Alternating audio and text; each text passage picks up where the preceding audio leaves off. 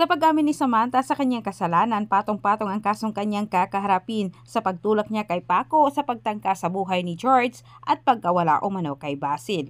Sa pag-amin ni Samantha sa nagawa niya kay Paco, ipaparatang naman ni George sa kanya ang pagkawala ni Basil. At ilang ibabalik kaagad ni Rebecca ang ginawa nito kay Samantha. Hindi inasahan ni Rebecca at Jericho na kusa silang nilapitan sa ebidensyang kailangan nila magpapatunay na may ginawang mali itong si Aurora sa kanyang kambal. Sa kabilang banda, hindi naman pinagsisihan ni Samantha ang kanyang pag-amin sapagkat nakita naman umano sa video na self-defense ang kanyang ginawang pagtulak kay Paco. Kumpiyansa naman itong si Aurora na ipinakita kaagad kay Paco ang nasabing video na sa kanyang pagkaakala din walang naalala ang kanyang anak. Ngunit sa pamagitan ng pagsabi ni Paco ng totoo dito sa malitan niyang nanay, napatunayan ni Samantha kay Aurora na hindi siya nagsisinungaling, nagsasabi na siya ng totoo. Pero walang magbago sa pasya ni Aurora, gusto pa rin niya ipakulong itong si Samantha.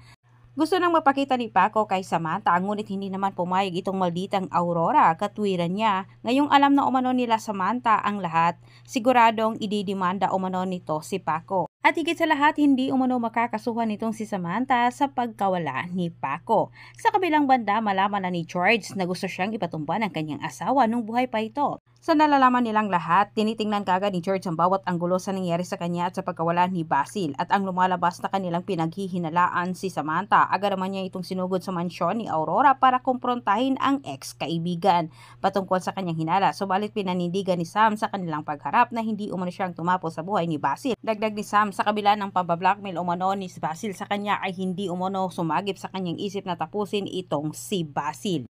Ngunit sa kasamang palad sa puntong ito, kahit nagsasabi ng totoo itong si Samantha, ay hindi pinaniwalaan ni George ang mga sinasabi ni Sam. Inamin ni Sam na pinagtangkaan umano niya ang buhay ni George dahil ito ang utos umano ni Basil, pero hindi umano niya ito nagawa. Antabayan na po niyo ang susunod kong update. Maraming salamat sa panonood at huwag kalimutang mag-subscribe dito sa aking channel.